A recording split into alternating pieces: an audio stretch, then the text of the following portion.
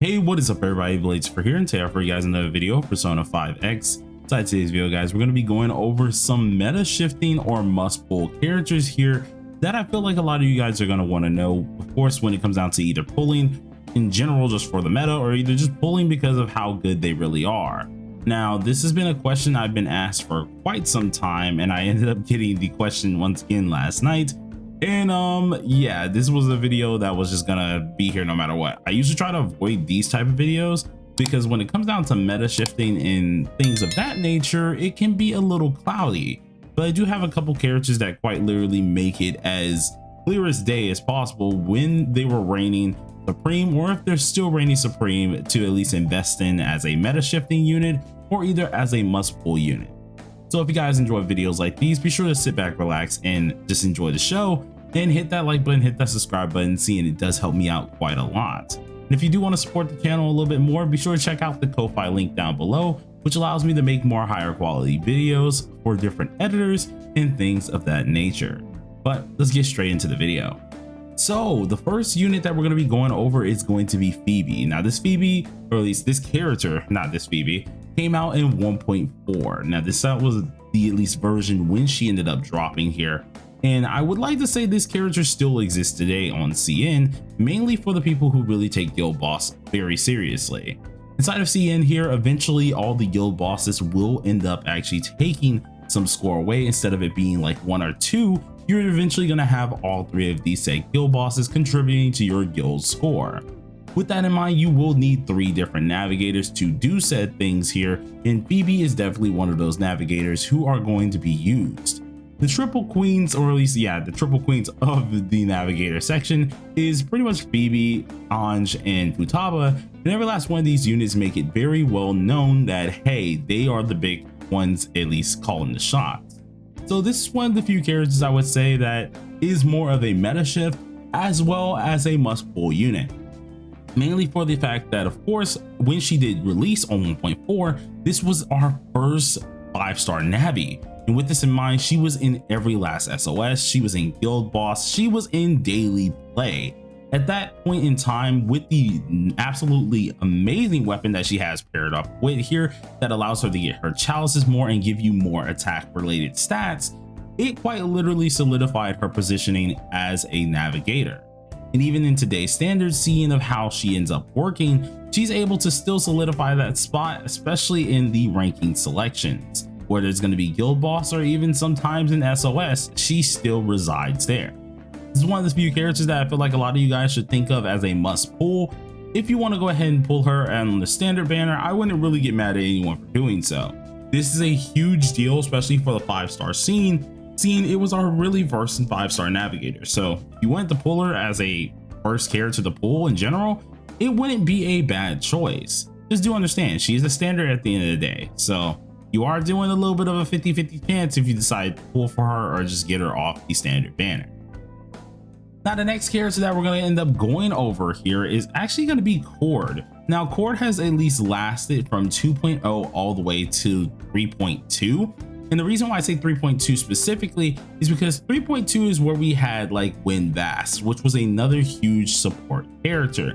At this point in time, we started to see a little bit of a waning type of deal with Chord until recently. On CN, she started to resurge a little bit more, whether it's from Tartarus or just daily play. And that was mainly just because we haven't used many characters that really needed her assistance. Characters like CNY Rin, Ange, or even just characters in general that didn't need her, like the Thieves crew, they didn't need at least a highlight booster. All they got from her at the end of the day was just a little bit of a damage increase, and that's about it.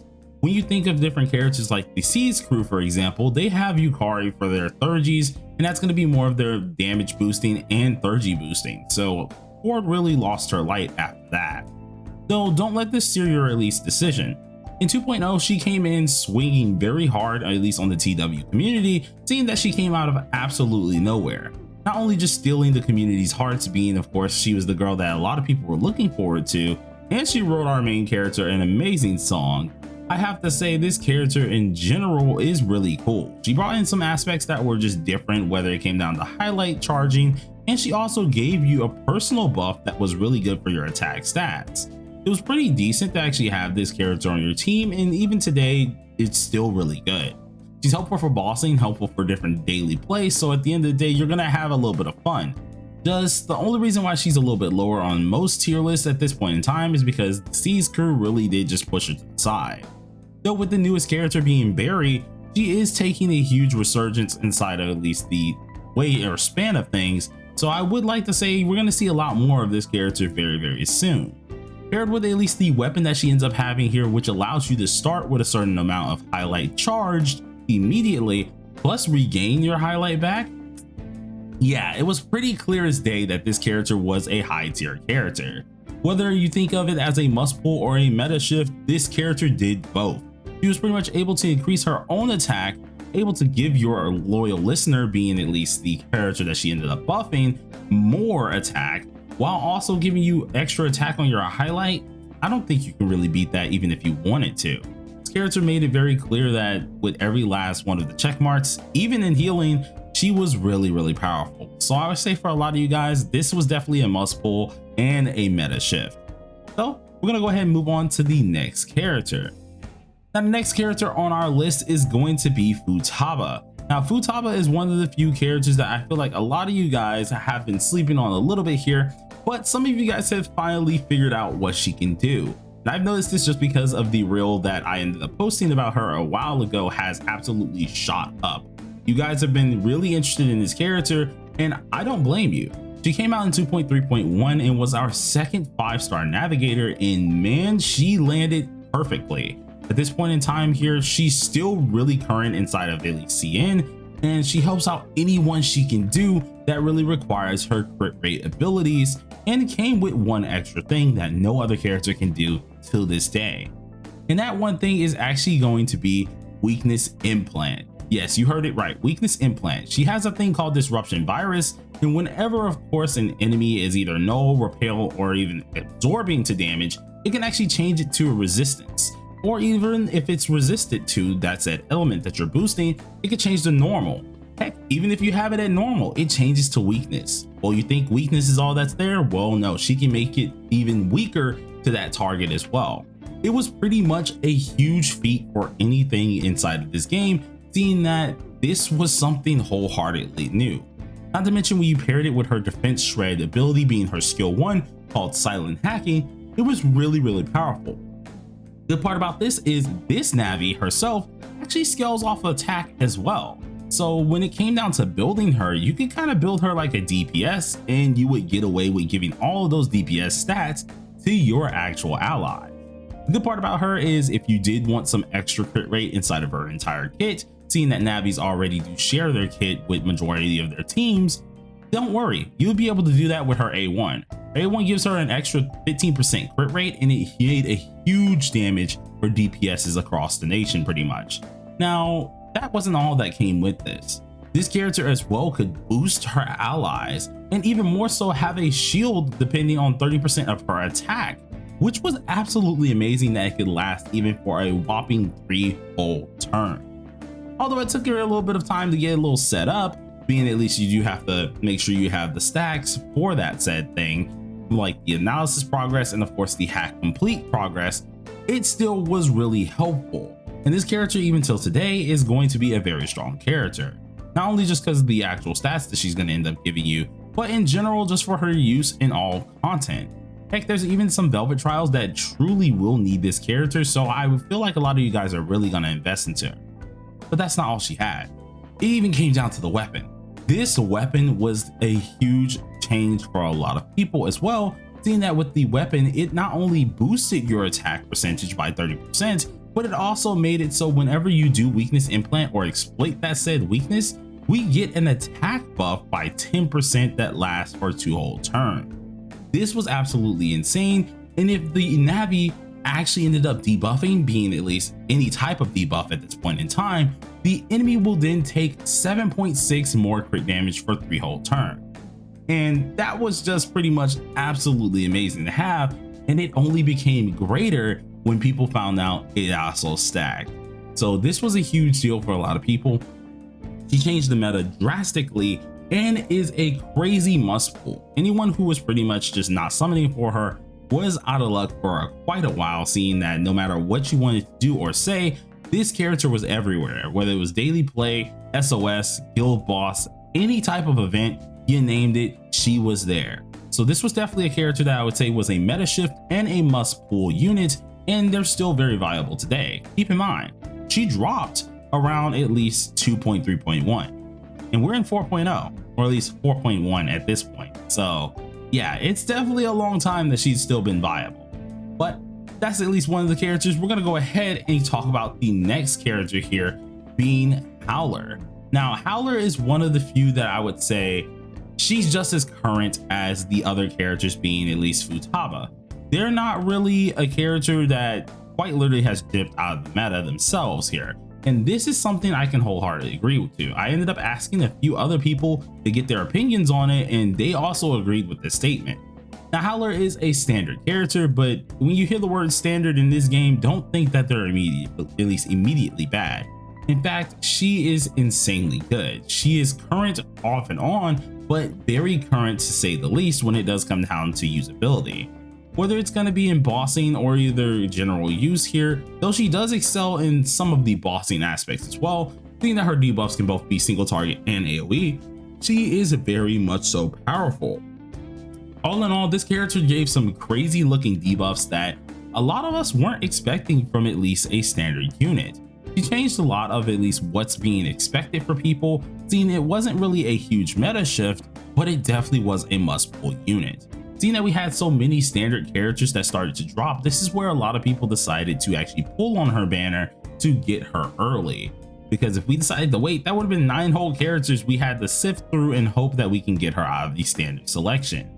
But that's not really what made her so much of a must pull at this point in time. What made her a must pull is the factor, as I did say before, she can swap between being a single target debuffer and an AoE debuffer, both of which doing something different. Whether it came down to at least defense decreasing heavily based on her EHR, or even defense decreasing on one enemy based on her EHR, both of which were decent. But then it came all together with that third skill being that it was a follow-up skill. This follow-up skill, which is the third one down here, ended up doing a crazy amount of damage while applying some insane type debuffs on the enemy. Whether it was fire damage taken in general, or even just follow-up damage taken, she was dealing a ton of damage that made it very just interesting to see. Whether it was characters like Mont that needed her, or even other characters in the future that needed her, she still was crazy. And the best part about it was her attack ended up scaling off of her EHR.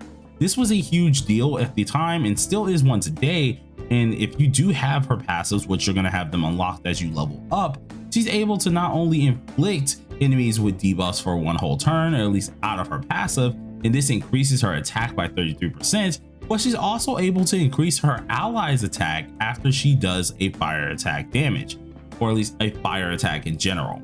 Whether it's a follow-up damage move or a fire attack move on the team, she's going to give you that extra 33% boost, so it really come in handy, or it really will come in handy in the long run. But there was still one more shining progress on this character, and this one, as many of you guys have guessed it, is going to be the weapon.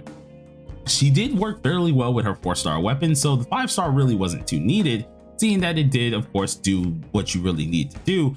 But on the off chance that you got the 5-star, which you could very well exchange and or just pull for here, the character boosted up her EHR by a major amount, allowing her to be of course more optimal for at least the EHR gain and be a huge debuffer for any team that she really needed to. This allowed her to deal more damage, but also allowed you to decrease the enemy's defense even more so, depending on which one you decided to do. If it was at least the single target one, you were going to go ahead and deal yourself a decent bit of defense decrease. And if it was the AoE one, of course it had its different stacks, and it also heavily decreased their defense as well. Both of these could not stack on each other, but they definitely did deal some damage to the enemy, allowing you to really exploit their weaknesses. This is definitely a character that I would say at A0 is one of the fine characters, and if you can get her to A1, A2, you will be in a very good spot. Seeing that she's a standard character, this is definitely one of the few characters you'll be able to invest in fairly easy, and is one that I feel like a lot of you guys will not regret getting. In my opinion, she definitely is a must pull unit, and if you wanted to say, she can be a little bit of meta shift, but the only reason why I don't say a meta shift entirely is because Matoi does exist, who's also a 5-star debuffer, who they go kind of back and forth, but that's for a different video. So let's go ahead and move on to the next actual character. And the next character that ended up picking out of this whole group would be Winvast. Winvast herself came out in 3.2 and she is still current to this day. This character does a ton of different just upgrades that I don't think anyone can really define her not doing. She has a debuff that's on her skill 1 that allows the enemy to take more crit damage. She ends up boosting your crit damage in general, and also ends up helping out your SP while still at least bringing on some of the actual attack parts to the fray. This character quite literally does it all. It was quite a huge jump, and seeing that we had the 4-star Navi version of her, when we got the 5-star Navi, or at least the 5-star version of her, she was superb. Okay, at this point in time, we got increased attack, we had crit damage, we had things that were just helping out us deal more crit damage if they were marked, and including that, it was all based on her SP recovery. If she had a ton of SP recovery, she was only dealing more crit damage, and this made everything even better because this was actually dedicated based on her passives. This was a huge deal for a lot of people, and quite literally, if you could dupe her out, it would be immensely just beneficial for you. This character without a doubt did shift the meta and heavily at least influence things how it needed to be, and I feel like a lot of people should really pull for this character. Whether it's A0 or A1, both are going to do you well, but if you ended up getting the A1, you can pretty much relay her into any team you possibly wanted. Though with A0, people have figured out how to at least put her into any team anyways, so even then, she's still one of those must pull units. Without a doubt, I would say she's one of the few characters that I don't think we're going to see leave the meta for quite some time. So as a meta shifting unit and a must pull unit, it was without a doubt that this was just going to be absolutely amazing. You're going to really utilize her at least SP recovery quite often. So with that in mind, this actual weapon is going to help you out even more for at least the crit damage side. She pretty much just said, we're going to go ahead and increase our crit damage to absurd rates, being that we get a 36.3% off just that. And then of course, not only if we're going ahead and using skills, it will then increase all allies, not just one by the way, but all allies crit damage by 13.2% for 2 whole turns. This was a huge feat, seeing that it wasn't really just restricted to just the main character or the main person that you're selecting. In fact, it was just available for everyone at any point in time, making this weapon absolutely worth getting, though of course it wasn't a mandatory selection, seeing that the 4-star isn't that bad, but you're not getting as much crit damage from it. So a lot of people did want this 5-star weapon, and it truly did dedicate a lot to this character. If you really wanted to, there are various different ways to play this character as well, which made it very interesting to see in the meta. But without further ado, this one was definitely a must pull and a meta shifter. Now we're gonna go ahead and go on to our next at least character, but before we get into that, if you made it this far, be sure to comment down below, I made it, and this was gonna be awesome because we got 2 more characters to go ahead and do, and I feel like a lot of you guys want to know these characters immediately. Now, for the next unit that we're going to be talking about, this is going to be Chinese New Year Rin. Now, Chinese New Year Rin came out at the beginning of this year and came out with quite a bang here. Not only was her event absolutely amazing, giving a ton of players a ton of gems, but she was amazing as well. She could pretty much range from her release being 3.3 all the way to 3.5.1, though she's still a little bit on and off, and this is mainly because of how they rotate different DPSs in here. This is what makes DPSs a little bit hard to dedicate as meta shifters or multiple units.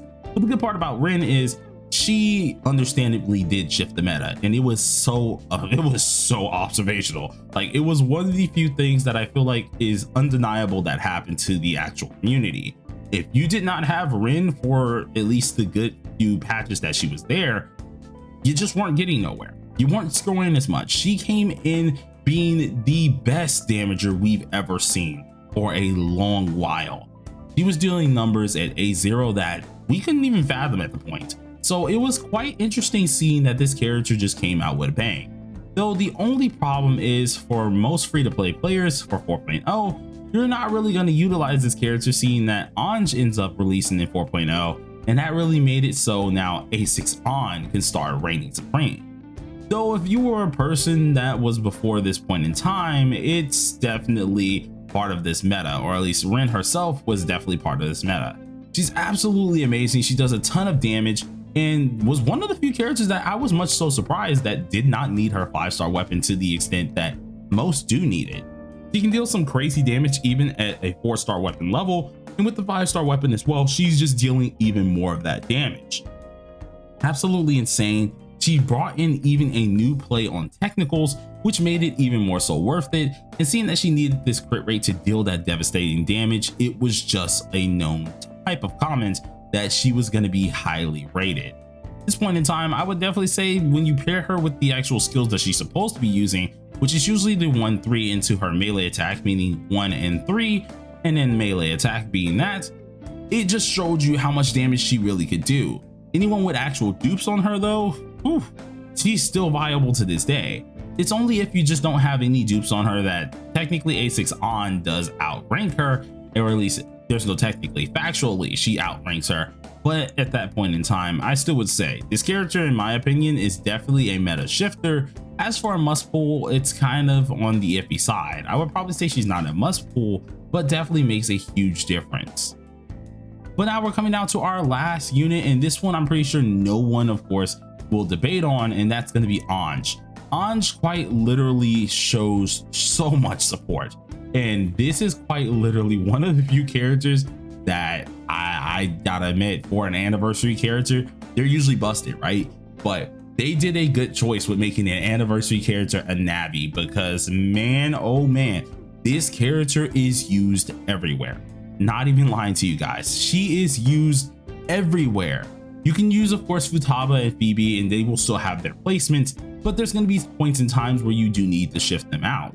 As for Ange, she does not leave. She's quite literally just here, and she's here for the long haul. This character not only can just make you do some crazy numbers with at least the pin that she offers, but also can help you out in the long run with the extra turn mechanic. She also not only did that, but was able to even resurge a ton of older units such as Ryuji and An, seeing her capabilities. Now you can go ahead and save at least that highest damage move and make it even stronger for at least the next hit. This was an absolutely amazing thing here. The fact that as an offensive Navi, she was giving you damage dealt, attack percentages, and pin, it was something that was just impossible to beat. This was something that she just gave immediately, not to mention the stats that she already shared, which is a 20% amount, and it just made it undeniably the best Navi in the entire game. This one, I have to say, goes hand in hand with Futaba when it does come down to at least the Navis, but I do have to say, this unit is insane. If you even thought of at least going ahead and going for dupes, she made it very, very clear that she was just the better one in the ordeal.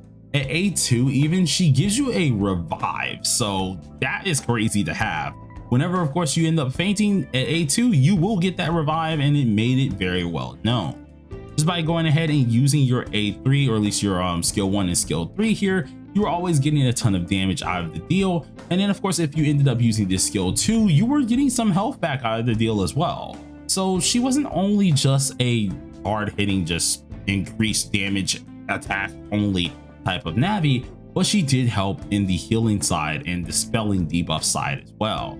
So it was quite interesting seeing this unit come into the meta. She is not going anywhere and undeniably is the head of the meta, seeing not only is she just a Navi, but in general she's just crazy good. This character is not going anywhere, and she practically fits with any team that you can throw her in. It's just going to be nice to deal as much damage as possible, pretty much just going ahead and rotating your strongest moves in and out pretty easily. So this character, I feel like, has this at the end of the day, and a lot of you guys are going to want to summon for her. But if you ask me, I'm not going to deny it. She's definitely the most worth it. Please don't sleep on her. She's going to be great. But this is the last character that I really wanted to go over. There were some other characters that I had as honorable mentions, One of those units was actually Kazumi. The only reason why I couldn't pick her fully is because of how DPSs are really rotated out, and it's kind of hard to really justify her for a free-to-play standpoint. For anyone who has invested into her as a like 6/6 character, she pretty much never leaves because she just deals so much damage that it's just unfair. But I can't really justify that one too much. And as for Turbo, she was another honorary mention, but the only reason why I can't fully put her here just yet, or at least as a must pull unit, is mainly because not only is she a standard character, but she's kind of in certain teams. Those certain teams can very well be filtered in and out depending if you have Windvast or have Chord. So she's kind of in that zone where she floats. So I didn't really put her on the list here, but still, even being then, hope you guys enjoyed the video. If you did, please do smash that like button on your forehead and consider subscribing if you are new. And if you want to support the channel, once again, check out my Ko-Fi link down below. Any donation is a good donation. Peace out, you guys.